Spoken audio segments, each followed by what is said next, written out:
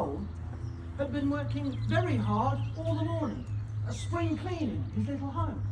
First with brooms, and then with dusters, and then on ladders and steps and chairs with a brush and a pail of whitewash, until he had dust in his throat, splashes of whitewash all over his black fur, weary arms, and an aching back.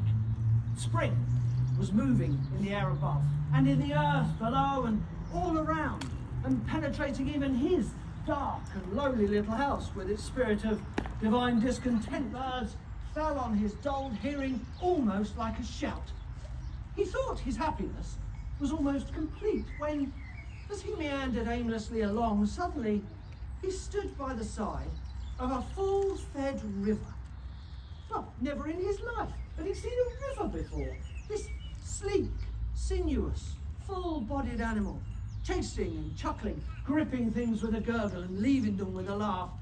As he sat on the grass and looked across the water at the bank opposite, a small hole in the bank just above the water's edge caught his eye, and dreamily he fell to considering what a snug dwelling place it would make for a small animal with few wants and fond of a bijou riverside residence.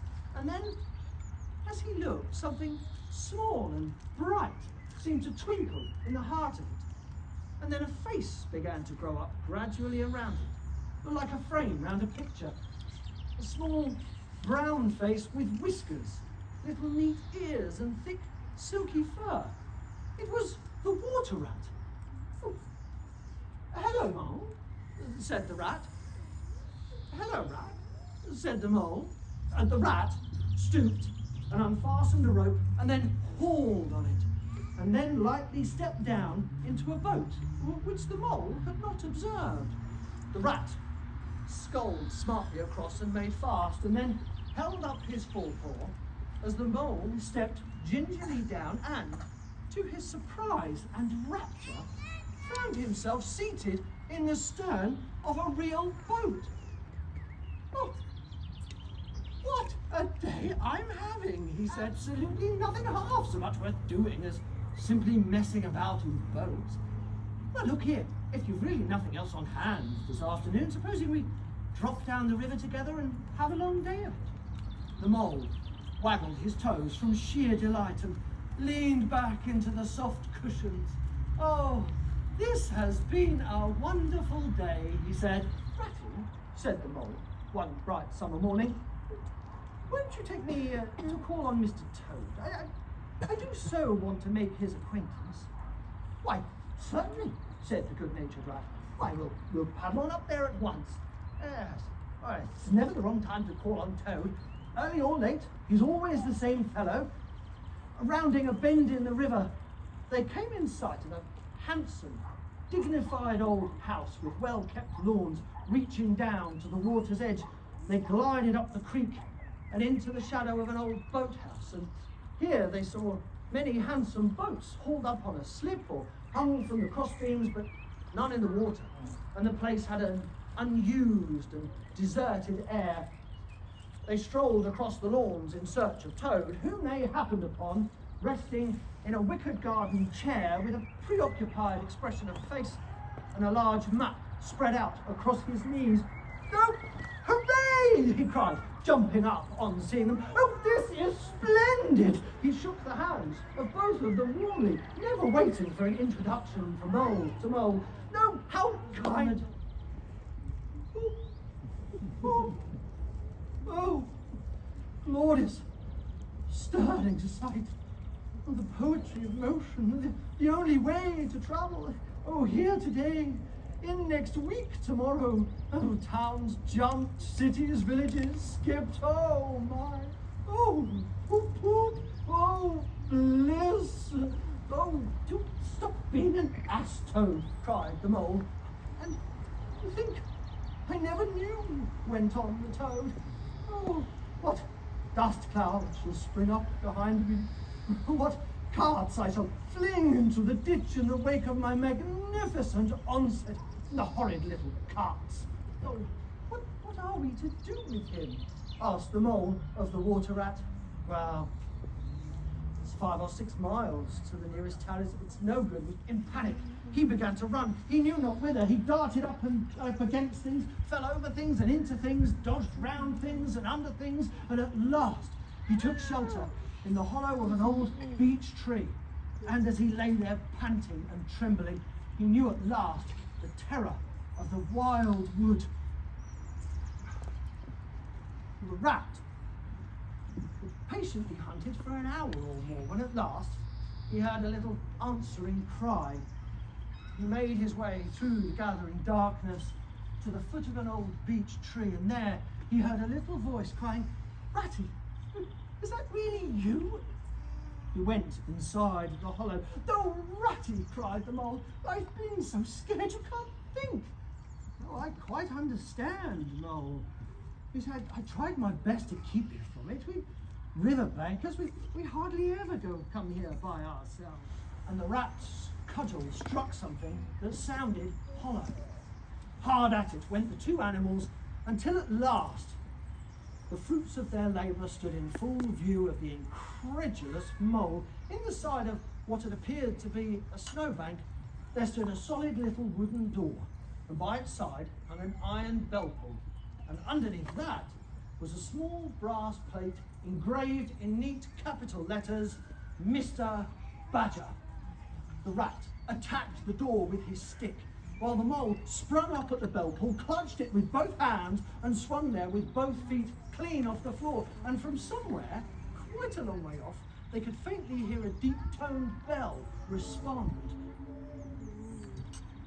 There was the noise of a bolt, and the door opened a few inches to reveal a long snout and a pair of sleepy, blinking eyes.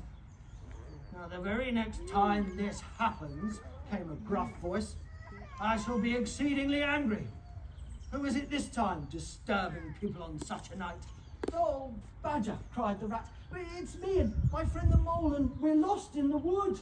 Oh, let us in, please." "What? Oh, Ratty, my dear little man," cried the badger in an altogether different voice. "Come along in, both of you, at once. We're lost, and in a wild wood, and at this time of night." Oh, the animals tumbled over each other in their eagerness to get inside, and heard the door click shut behind them to their great relief. This is not the sort of night for young animals to be out. "Come along into the kitchen. There's a roaring fire in there, and supper." "From bad to worse," said the rat. "Well, another smash up only this week. You see, well, he will insist on driving himself, and he's hopelessly incapable. He thinks he's a heaven-born driver, and all the rest follows." Well, how many has he had? "Well, smashes or machines? Well, after all, it's the same thing with Toad. This is the 7th. He's been in hospital 3 times, put in the mole. And as for the fines he's had to pay, well, yes, and that's part of the problem," went on the rat. "You see, Toad's rich, but he's not a millionaire, and he's a hopelessly bad driver, and he killed or ruined it. It's got to be one of the two things sooner or later. Well, Badger, we're his friends. Aren't we to do something?" A hot sun seemed to be pulling everything green and bushy up out of the earth. The river had resumed its accustomed pace. The mole and the water rat had been up since dawn, busy on matters connected with the boating season, and a familiar noise approaching made him start and fall a-trembling. The car could be heard to turn into the inn-yard. The party entered the coffee room, voluble on their experiences of the chariot and the merits of their morning, and Toad listened eagerly for a time, and soon he could bear it no longer. He slipped out of the coffee room and sauntered round to the inn-yard. "There can be no harm," he thought to himself, "in my just looking at it." The car stood in the middle of the yard, quite unattended. "I wonder," said Toad to himself, "if this is the sort of car that starts easily." There's the familiar sound from horn. Somehow Toad found himself in the driving seat. He swung the car round and out through the archway. All sense of right and wrong seemed temporarily suspended. The car chewed up the highway and leapt forth onto the open road and out into open country. He was towed once more, towed at his best and highest, towed the terror, the traffic puller, before whom all must give way or be smitten into nothingness.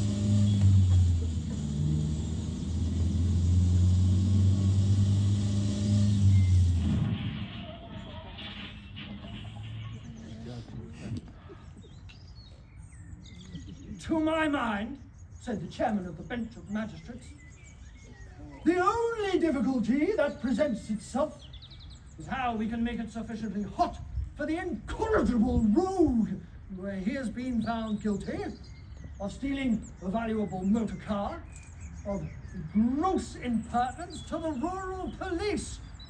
Mr. Clark, please will you tell us the very stiffest penalty that we can impose without a course, giving the prisoner the benefit of any doubt, because there isn't any. The clerk scratched his nose with his pen. Some would consider, he said, that stealing the motor car was the worst offence, and so it is, but, well, cheating the police undoubtedly carries the severest penalty, and so it is. So, suppose we were to say 12 months for the theft, which is lenient, and 3 years for the furious driving, which is mild, and 15 years for the cheek, which was a pretty bad sort of cheek, judging by what we've heard from the witness box.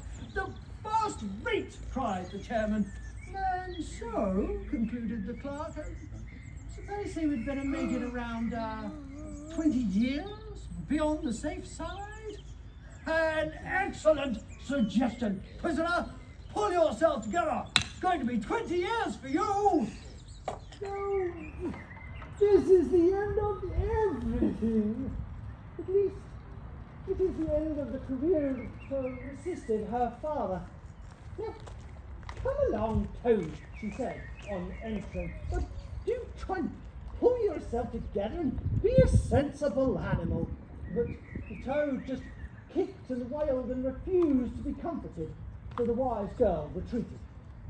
Some hours later, she carried a tray with a steaming cup of fragrant tea on it and a plate piled high with hot buttered toast To the station and walked along the platform and found himself opposite the engine. "What? Hello, mother," said the kindly engine driver. "What seems to be the trouble?" Oh, sir," cried the Toad, "now I am a poor, unhappy washerwoman, and I've lost all my money, and I can't buy a ticket, and I really must get home tonight somehow. Oh dear." "Well, get along, and well, got some kids waiting for you too, I dare say." Oh, any amount of them, and they'll be playing with matches and upset her." Leaning over the side of the engine and peering behind them, said, "That's funny. What? We're the last train running tonight, but I could have sworn I heard another foreigner." Presently he called out, "Well, I can see it now. It looks as though we're being pursued." Toad crouched in the coal dust and tried hard to think of something to do. "Aye, but they're gaining on us fast. It's full of the queerest sort of people, all waving and shouting, 'Stop, stop,' as far behind him as possible. And late in the evening, cold and tired, he took shelter in the hollow of an old tree, where he made himself as comfortable a bed as he could and slept soundly until the morning. Sitting up, he rubbed his eyes, looked about him and tried to figure out for a moment where he was, and then, with a leap of the heart, he remembered everything. His escape, his flight, their pursuit, and best of all, he was free. He had the whole world to himself that bright summer morning. the dewy woodland, the fields that succeeded the trees, the road, when he reached it, the road was presently joined by a canal which ambled along by its side in perfect convent. A stout woman with one brawny arm laid along the tiller. "Morning, ma'am," she remarked to Toad politely. "Pleasant morning."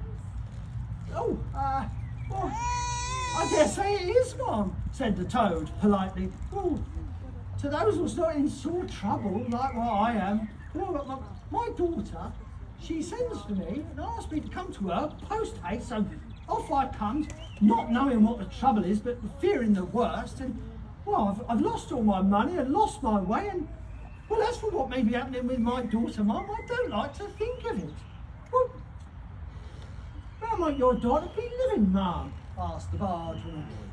"Oh, well, next to a very fine house called Toad Hall." "Toad Hall? Wait, I'm going that way myself. Why don't you come along in a barge with me, and I'll give you a lift?" With many humble and grateful acknowledgements, Toad clambered on board, peered under his cap. "Why, so you are," she said. "A horrid, nasty, crawly toad.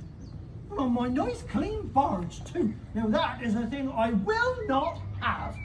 One big mottled arm shot out and grabbed Toad by the foreleg. Another caught him by the hind leg, and suddenly the world turned upside down for Toad, and he found himself flying through the air. The water, when at last he reached it, was quite cold enough for his tastes. He rose to the surf, for the approaching motor car was the very one that he had stolen. "No, oh, it's all up. Oh, it's all over. Oh, what a fool I have been. Oh, hapless Toad." The car drew up just short of him. The gentleman walked around the crumbling heap of crumpled misery lying in the road. "Oh, well, this is very sad," they said.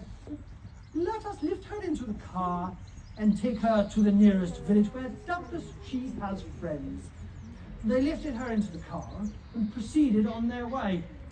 When Toad knew he was not recognised, his courage began to revive. "Oh, look! She is feeling better already. The fresh air must be doing her good. How do you feel now, ma'am?" "Oh, much better, thank you. That's good. Quite right. Now, sit quite still and don't try to talk." "Oh, I won't," said the Toad. "I was only thinking that, maybe if I could sit in the front seat where I could get the fresh air full in my face, well, I should soon feel better again." "Oh, what a sensible woman. Yes, of course you shall." They helped Toad into the front seat, and on they went again. Toad sat up and tried to beat down the yearnings that rose up and beset him. Eventually, he thought to himself, "Oh, it is fate. Why struggle?" And he turned to the driver at his side. "Please, sir," he said, I do wish that you would let me try and drive the motor car for a little while. I have been watching you very closely, and it looks so easy and so interesting, and well, I should like to be able to tell my friends that once I had driven a motor car." The driver laughed at the proposal. "I like your spirit. Yes, let her have a try. She won't do any harm." Toad took the steering wheel in both hands and set the car in motion. Very slowly and carefully at first, the gentleman clapped and applauded. Then Toad went faster and faster still. The driver tried to interfere, But Toad just pinned him down in the chair with one elbow and put on full speed, intoxicated. "No, what a woman indeed!" he cried. "I am the Toad, the prison breaker, the motor car snatcher. Now sit still and you shall see what driving really is." And the party flung themselves upon him. "That's the wicked animal that stole our motor car. Seize him!" they cried. Toad sent the car crashing through a low fence that ran along the side of the road. And a mighty leap and a bound, and the wheels of the car were churning up the thick mud of a horse pond. Toad, flying through the air with the delicate curve of a swallow, grasped at the air, and then splash! He found himself head over ears in deep running water that bore him along with a force that he could not contend with. "No, if ever I steal a motor car again!" He grasped at the reeds, but it tore them from his hands. Down he went, and up he came, gasping and spluttering. Presently, he spied a small hole in the bank, just above the water, along the riverbank, and into a tunnel. It was cold and dark and low and narrow. They groped and shuffled along, and then the badger said, "We ought by now to be pretty nearly under the banqueting hall." They shuffled on a little further, and then the noise broke out, quite distinct and very close above them. "What a time they're having," said the badger. "Come along." They shuffled on until they came to a full stop underneath the trapdoor that led up into the butler's pantry.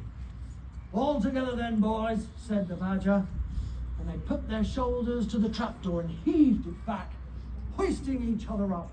They found themselves standing in the butler's pantry with just a door between them and the banqueting hall. "Stir your stumps, Toad," he said. "Got your house back for you, and you don't even offer us so much as a sandwich." And the Toad bustled about, and so did the rat, and soon they found some guava jelly, a whole chicken, a tongue that had hardly been touched, a trifle, and quite a lot of lobster salad. And in the pantry they found a basket of French rolls and any quantity of cheese and butter and celery. And they were just sitting down to dinner when the mole clambered in through the window with an arm full of rifles. "It's all over," he reported. "They've all gone by now, one way or another, and, well, I've got their rifles, so that's all right." "Excellent animal," said the badger through a mouthful of chicken and trifle. "But come and try some of this cold tongue. It's first rate." They said that they were very sorry for what they had done, but that it was all the fault of the chief weasel and the stoats, and if there was anything they could ever do at any time to make up, we had only to mention it. The mole sat down to the table and pitched into the cold tongue, and then the Toad, like the gentleman he was, said, "Thank you, dear, kind mole, for all your pains and trouble tonight." And so the four friends finished their supper in Toad's ancestral home, safe, won back by matchless valour, consummate strategy, and the proper handling of sticks. The next morning, Toad came down to breakfast disgracefully late, as usual. "This is a hard world," and raising his handkerchief to his face, he left the room. "Oh, badger," said the rat, "I feel like a brute." "I know, but when the thing had to be done. This fellow has to live here and be respected and hold his own. Would you have him a laughing stock, mocked at by stoats and weasels? Oh, no, of course not." As the hour for the banquet arrived, Toad unlocked his door and came downstairs to greet his guests. All the animals cheered and gathered round to congratulate him on his courage and his cleverness and to say nice things about him. But Toad just smiled politely and said, no, not at all. And sometimes for a change, no, on the contrary. As the evening wore on, There were bangings on the table and shouts of, "Speech! Toad! Speech from Toad! Mr. Toad! Song!" But Toad just raised one paw in mild protest and managed to convey that this dinner was being run on strictly conventional lines. He was, indeed, an altered Toad.